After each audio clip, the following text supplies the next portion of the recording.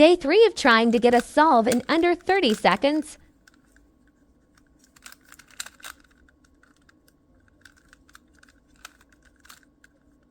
If you have tips, let me know in the comments. We reached 10 subscribers.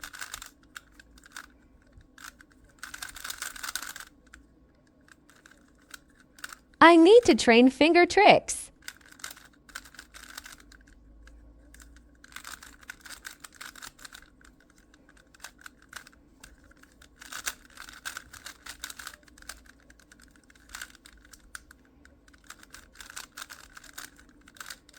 "48 seconds today, 1 second faster than yesterday."